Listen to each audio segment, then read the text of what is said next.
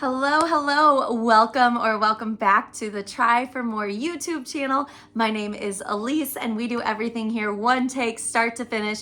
So tonight, as well, this will be released in the morning, but tonight as I am recording this, you might hear some other noises as my husband is home, and so if there are other noises happening in the background, the blinds are shut, the dogs are not on guard duty tonight, but there still might be some other noises that happen. So hopefully you can appreciate that, as all of our households, the noises, and hopefully are joyous and bring laughter and fill up our hearts, because I know for me personally, that is something that I really appreciate and look forward to. So, all right, today we are talking about all things recovery, and this is a topic that probably not from the angle that you are anticipating me to say, but this is a topic that absolutely blew me away. When I started paying attention to my recovery, my mind was just absolutely shattered, like in terms of like glass ceilings being broken, like, oh my goodness, there is so much more that's possible when I pay attention to recovery. And we can think of recovery in two ways: either the things that we do to our bodies or the things that we put into our bodies. And for me, the one that was like glass shattering, earth, ceiling breaking, was the one that is what we put into our bodies. And this is where it comes into play, why I do nutrition coaching, because it is something that is so cool and so fascinating. And once you start giving your body what it needs, what it's asking for, oh my goodness, there are just really cool things our bodies can do when we treat them right. And let's be honest, in this world of triathlon, we are doing a lot to put our bodies through it. Like, we are working hard, we are hammering away, and we are demanding and asking a lot of our bodies. So today, when we're talking recovery, I already said it, things that we put into our bodies and things that we do to our bodies. And I am actually gonna start with the things that we put into our bodies, because a lot of us already know the things that we can do to our bodies. Like, that is more of what's talked about in terms of recovery, is exactly what are we doing to recover. And so frequently we miss the conversation surrounding what are we putting into our bodies to help with the recovery. So when we talk about putting things into our body, there are two things here that I want to address. So the first thing is inflammation. When we are going to work out and we are hammering away, we are putting in the laps in the pool, we are putting the miles on the bike, we are putting the miles on our legs, and we just keep hammering away, we are actually intentionally inflaming our bodies. These workouts, especially the tempo work, is inflaming our bodies, and we have to keep that in mind so that we can bring that inflammation back down, because this helps with our recovery. If we're hanging out here in a heightened state of inflammation, intentionally or accidentally, so for some of you, I said intentionally inflaming your bodies, and your eyes were like, what? I am not intentionally doing that to my body. You're right. You might have not known that you were intentionally doing it, but this is what workouts do. And some inflammation is good, but we don't want this inflammation to linger. We don't want it to stay around. So we want to be able to bring that back down so that our joints can recover faster. Our body as a whole just recovers faster. And I tell you what, putting in the miles, I definitely want everything to feel as best as it could. So the way that we're going to attack this is through omega-3s. And, you can get that, going through food, the ideal option, the best option for you is doing 3 to 5 servings, cold water, fatty fish every single week. So this is your salmon, your anchovies, your sardines, and there goes my dogs again. This is apparently just gonna be a regular thing when we're on. Okay, no drama. I think we're good. Okay. All right, Nautilus, come here. So omega-3s, your cold water, fatty fish, 3 to 5 times a week. And as triathletes, in reality, this should be more of that 4 to 5. 3 shouldn't even be an option. We're looking for more when we're training this hard. 4 to 5 servings a week of these type of foods to get the amount of omega-3s that we need to help address this inflammation. If that is something that is not, my dog just like licked my hand. That's so wet. Sorry. All right. So if cooking fish or those sardines or anchovy, the salmon, those things that I named off are not your cup of tea, you can go with a supplement option. And you want to make sure that you have a high quality fish oil supplement. And I've got all the props today for recovery stuff that we're talking about. So this is the one that I personally use, Full Omega by First Form. Like I said, the quality, you want to make sure that you've got a high quality fish oil. You're looking at EPA, DHA. You want that to be up per dosage above 1,200 milligrams. So if you're looking at your label, you're wondering, oh, like I take fish oil, let me see where I am. You want this to be up over that 1,200 per serving to make sure that you are getting the bang for the buck and making sure that you are getting the amount of omega-3s to help address that inflammation. And on high training weekends, doubling up on that is a great tool to have. So like I'm racing this weekend and I will be doubling up on fish oil to help address that inflammation. All right, so we got omega-3s down. So the second thing I want to talk about is what you're doing directly after a workout for recovery. This is the thing right here that was the game changer for me. So when we are working out, we are putting our body through the ringer and we are intentionally, here again, you might be like, whoa, I didn't know I was doing this intentionally, but intentionally depleting our glycogen stores or our energy. So even in the world of triathlon, we hear it all the time, recover, protein shake. I know even, when I wasn't like necessarily that serious about my triathlon training and stuff, I would still hear it like, hey, get that protein in, get your protein in.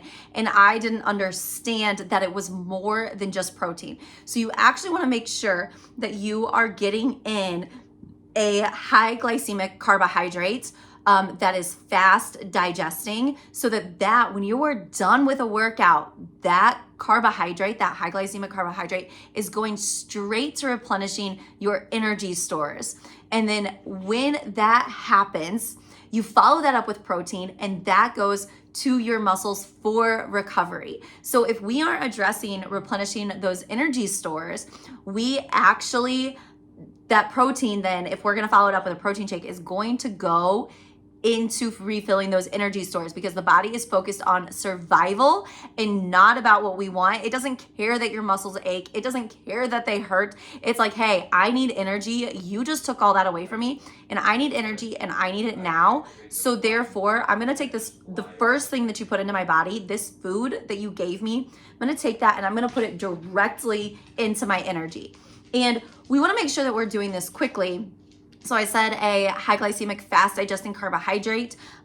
You also want a low temperature, fast digesting protein as well. Low temperature processed, fast digesting protein as well, because that is going to speed up the time of recovery. So if we think about whole foods are going to take somewhere between around 3-ish hours to digest, which means that we are having to wait 3 hours before our energy gets replenished and before we even have a chance to start recovering our muscles.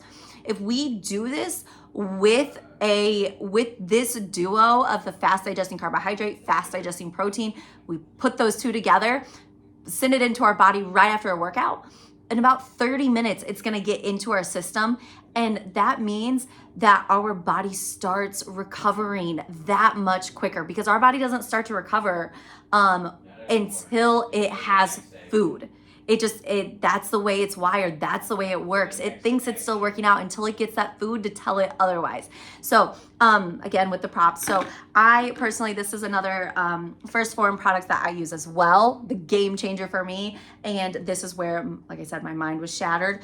So the fast digesting carbohydrates, high glycemic carb, ignition, And then that pairs nicely with Formula One, which is a low temperature processed protein. The low temperature process helps make sure that you are getting the highest quality protein. So that's really important when you're looking at your protein selection as well. So those two are just gonna get mixed together in water, so the body doesn't even have to worry about breaking down milk, because if you mix them with milk, the body's gonna want to try to pull those apart and digest the milk as well, which is gonna slow down the utilization of those tools that you just gave your body. So if you are having issues with like lingering soreness after a workout, these are the food part of it. What we put into our body is something that I really encourage you to take a look at, because if you are less sore, you are going to be able to show up to your next training session, produce a better quality workout, have a better time, and it's just all around going to make your entire journey through triathlon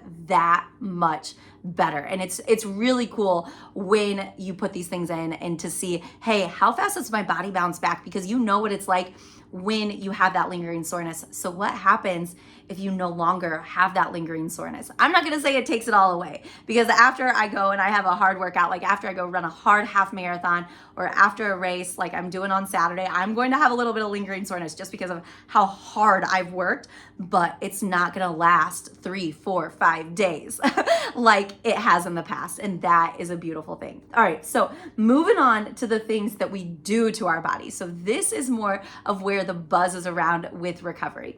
So I've got 3 things specifically I want to talk about here. And so the first one is sleep. Get your sleep. 7 to 9 hours of sleep every single night is going to help tremendously with recovery. It's in this time that our body gets to go through and physically heal a little bit more. It gets to go through and mentally heal a little bit more. Making sure that we're getting into the deep sleep and the REM sleep is so critically important for us to continue to show up and feel our best and to help move the recovery process along.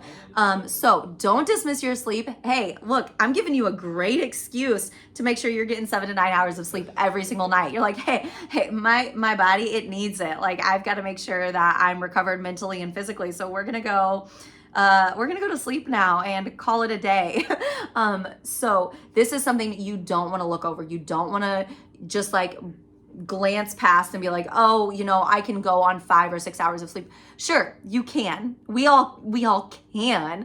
But is this truly the best thing for our body, especially when we are intensely training? The answer is no, it is not. You want to make sure you get your sleep. Okay, so then your soft tissue work. Item number 2 of 3, your soft tissue work. I know we love these gadgets. We love these things because I personally find them a ton of fun. I love going after a race and getting to sit my feet in like recovery boots and let those things go to town. I love that. So we've got like our recovery boots. We've got massages or massage therapists. Like, that is an amazing tool to really dig in, pinpoint some things. And then also we've got things like a lacrosse ball. If you're not using a lacrosse ball for the bottom of your feet to work on those, I highly recommend it, because as we're putting in all these miles on our feet, whether you can feel it or not, your feet need some TLC, they need some attention, and this right here is a great way to do just that. So you just put it on your feet, roll your feet around, and more than likely, you're gonna hit a spot and you're like, oh, and you're gonna need to sit on it a little bit longer. Because remember, our feet are the foundation of our body. If our feet are not happy and healthy, it affects everything coming up us. So if we're feeling some pain that is higher than our feet, it very well could link to what's going on our foundation in our feet. Not to say for sure, but it very well could be. So like, why not just rule out the options? Take care of the feet, take care of the things that are allowing you to put all these miles in. All right, up next, we have foam rollers. Now, my foam roller looks like a torture device because I found it on sale at TJ Maxx a handful of years ago when I was looking for a foam roller. And let me tell you, I'm very glad I have this, but it definitely hurts. So you've got your foam roller, and this is a great tool to use to roll out things like if you're getting sore in your lats, really lay into that. That's a fantastic thing to do after a swim. Even all throughout your back, just being able to stretch out and lay over the foam roller is a excellent thing. And then take it all the way down your back. You're getting your glutes, your hamstrings, your quads, your calves. At night, once we're done with dinner, I'll usually sit on the floor, and because I have all of these lovely nubbies here, I just let my legs drape over the foam roller and just sit on my calves and like move it up and down to the areas that I need it to hit. And that has worked wonders for me personally, and making sure that my calves are staying a little bit looser, because I do struggle with really loose calf or really tight calves. So something to keep in mind though when you're foam rolling is you don't have to roll over this pesky IT band. So if you've ever foam rolled and you're on your side, like the side of your leg, and you're like, ow, why does this hurt so much more than everything else? You don't have to roll over your IT band. So just skip that. Don't put yourself through that pain. You actually are going to want to hit like your quads and your hamstrings instead to loosen up that IT band, so the band itself loosens up and releases, because the band can't really, since it's a band, you really can't dig into it. So hit the areas around it instead of going over that. Save yourself that pain. You don't need to go through that. All right, and then on the topic of still soft tissue work, we've got things like our massage guns. Massage guns, I already mentioned recovery boots. These tools are another excellent tool, especially if you don't have a massage therapist at your disposal. These are a great tool to really be able to dig in. And I know as massage guns have gotten bigger and popular, there are great deals on Amazon, and they all come, I don't want to say all, but most of them will come with like interchangeable heads, so that you can pick different heads to like hit different areas. And there's another one that I really like that's a little bit more pointy than this one. That works really well for my glutes. When I really feel like those are tight, that's a great one to use. So there is that. All right. And then the last and final thing when it comes to recovery is the one thing we all probably don't want to do, but it's taking those recovery days.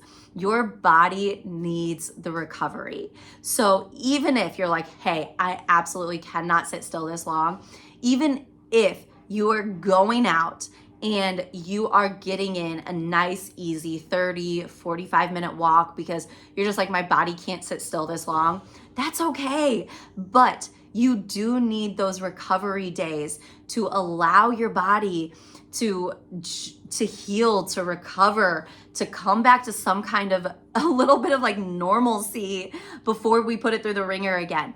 And with those recovery days, you're actually going to be able to bounce back stronger and harder for your next session. So working in 1 to 2 recovery days every single week is a great idea. It doesn't have to be you don't have to be going 7 days a week. And then on that same note, for however many days you're training, 5 or 6 days or 4 days, whatever that looks like, not every single training session has to be all out hard.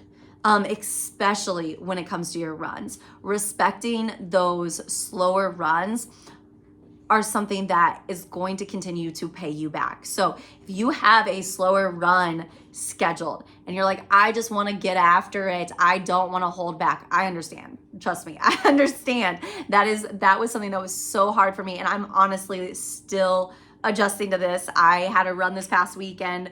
The first hour was supposed to be a slower pace, and I would not say I went a slower pace, and I definitely paid for it later in the run, but I learned some things. So, really being able to learn how to respect these long, slow runs is a way that you can continue to elongate your training, but be a little bit more gentle on your body. So let yourself enjoy them. If you are somebody who likes podcasts, this might be a really good time to tune into some podcasts so you don't always have that like amped up energy like in the background behind you making you go, go, go, go, go.